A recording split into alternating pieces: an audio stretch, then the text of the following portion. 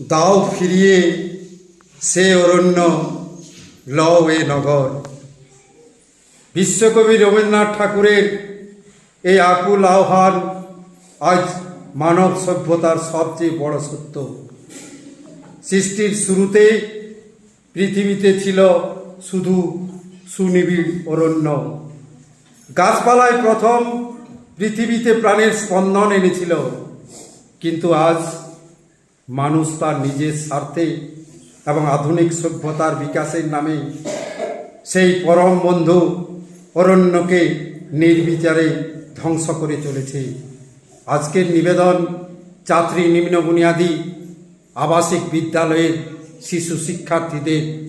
অরণ্য আমার মা।